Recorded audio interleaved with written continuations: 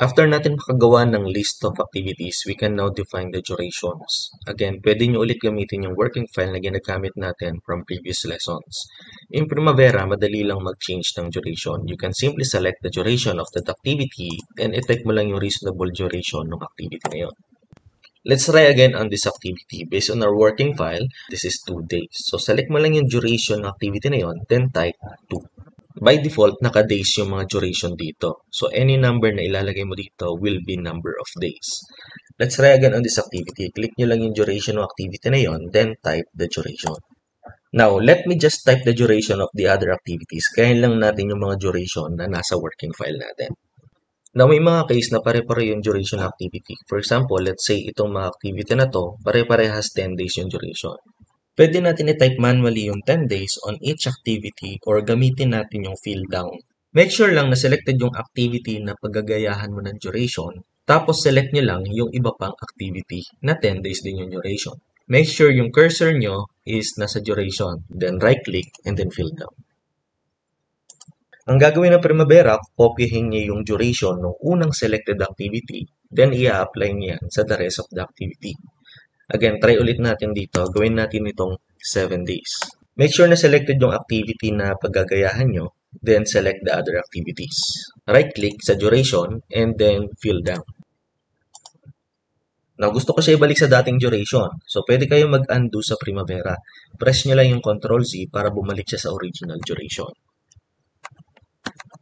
Now, yung fill down, pwede nyo din gamitin sa ibang columns. Halimbawa sa activity name. Select nyo lang yung mga activity names, then make sure na nasa activity name naman yung cursor nyo. Then right-click, and then fill down. Now, hindi mo lang ito magagamit sa mga dates, since ang dates is nakadepende sa duration at dependencies ng activity. Now, ibalik natin siya sa dati by pressing Ctrl-Z. You can also use different abbreviations sa paglagay ng duration. Halimbawa, pwede nyo ilagay dito 1 week instead of days. I-type nyo lang 1W and automatic convert ito ng software into number of days. Pwede ding 1 month or 2 months, for example. For month naman, M ang gagamitin natin. So, i-type natin 1M and ang ilalagay ng software is yung equivalent na duration nito in days. If you want to know anong letter yung gagamitin, you can go to Admin, then Admin Preferences. Dito, hanapin nyo yung time periods. And dito sa baba, makikita nyo yung mga abbreviations. Pwede nyo palitan yan, depende sa preference mo. Now, paano ba kino-convert ng Primavera yung duration from, let's say, months to days or weeks into days? Meron tayong tinatawag na time periods. Ito yung nandito sa taas. Makikita nyo dito yung hours per day, hours per week, hours per month, and hours per year. Pwede nyo din palitan yan, depende sa preference mo or sa project mo. Dito, nagbe-base ng conversion si Primavera. Kaya if pag naglagay ka ng 1 week duration, halimbawa, magiging 7 days ito since ang conversion is 56 hours per week divided by 8 hours per day. Kaya ang lalabas is 7 days. Now, this is a global setting and lahat ng project maapektuhan kapag binago mo ito. Kaya, to change the settings only of a specific project, may option dito sa baba na use assigned calendar to specify the number of work hours for each time period. I-check nyo lang yan, then ang gagamitin ng Primavera na time periods is yung time period ng calendar na naka-assign sa activity na yon instead yung mga numbers na nandito. Kung titingnan natin kapag 1W yung tinype natin, ang lalabas dyan is 5. Kasi ang naka-assign na calendar sa activity na to is 5 days work week calendar na ginawa natin from past lesson.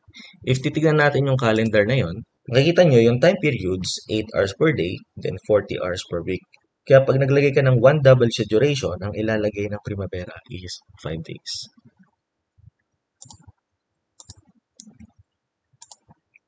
You also have the option na instead of number of days, yung naka-display dito sa table natin is weeks or months.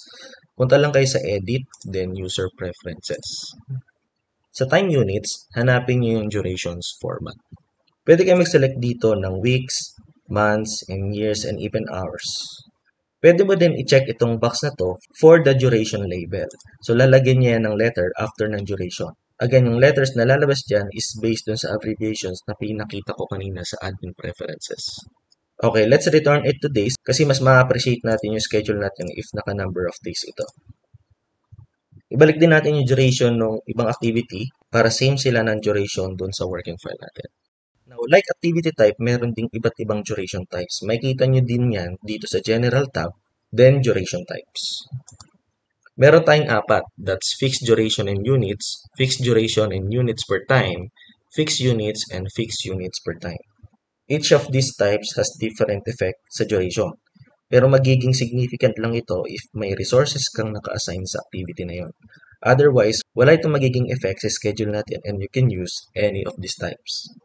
Since kailangan natin ng resources for this, i-discuss natin ito further once nandun na tayo sa resource loading. After natin malagay ang mga durations, pwede na tayong mag-sequence ng mga activities.